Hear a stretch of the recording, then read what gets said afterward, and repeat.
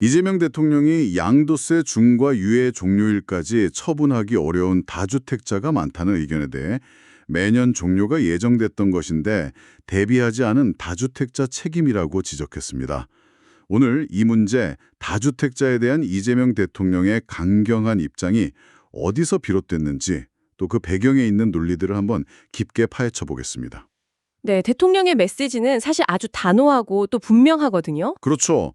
부동산 투기는 절대 용납하지 않겠다. 이 원칙을 내세우면서 일부에서 나오는 어떤 현실적인 어려움, 이런 거에는 타협하지 않겠다는 의지를 확실히 보여주고 있는 거죠. 바로 그 지점입니다.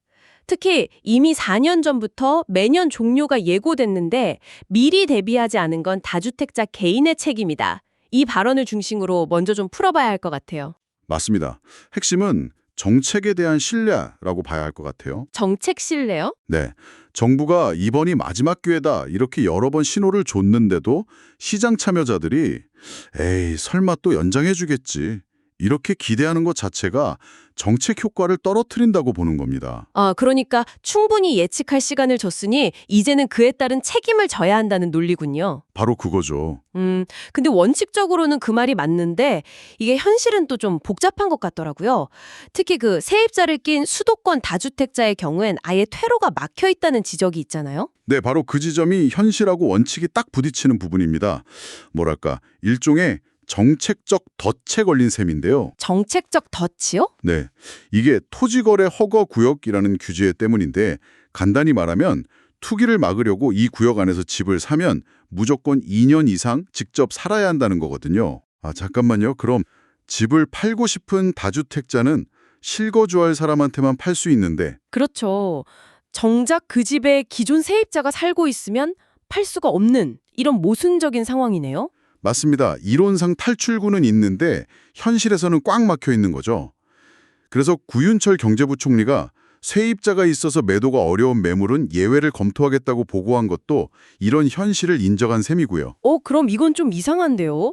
정부의 한쪽에서는 원칙을 강하게 외치고 다른 한쪽에서는 그 원칙의 예외를 검토하고 있다는 거잖아요. 아주 날카로운 지적이십니다. 이거 정책적으로 엇박자라고 봐야 하나요? 아니면 유연함이라고 봐야 하나요? 바로 그 점 때문에 시장이 혼란스러워하는 거고요. 하지만 대통령은 이런 현실적인 문제 제기에도 불구하고 더 큰 대의를 두고 있는 것 같습니다. 네, SNS에 남긴 글을 보면 이게 단순한 부동산 가격 문제가 아니라는 게 확 드러나죠. 맞아요. 수십만 다주택자의 눈물이 안타깝냐? 높은 주거비용 때문에 결혼과 출산을 포기하는 수백만 청년들의 피눈물은 안 보이냐고 했어요. 이건 뭐 경제 논리를 넘어선 접근 아닌가요? 네, 맞습니다. 대통령은 이 문제를 망국적 부조리, 그리고 사회정의의 문제로 규정하고 있는 겁니다. 그러니까 다주택자 개인의 어려움이라는 그런 미시적인 문제보다는 부동산 불평등이 만드는 사회 전체의 구조적인 문제를 해결하는 게 훨씬 더 시급하다. 이런 철학적 판단이 깔려 있는 거죠. 그러면서 이번엔 다를 것이라고 자신하는 근거로 세 가지를 들었는데 이게 또 흥미롭더라고요. 네, 그렇죠. 첫째는 부동산 말고 다른 투자 수단이 생겼다. 둘째는 국민 인식이 변했다. 그리고 마지막으로 공약 이행률 95%에 자신이 대통령이 되었다는 점. 저는 그 마지막 부분이 핵심이라고 봅니다.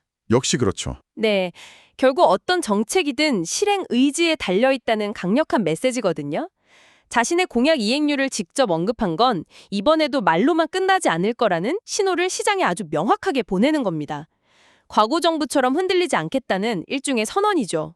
결국 대통령의 연이은 메시지는 정책 최고 결정권자가 직접 시장과 소통하면서 이번에는 정말 다르다는 확신을 심어주려는 전략이군요. 맞습니다.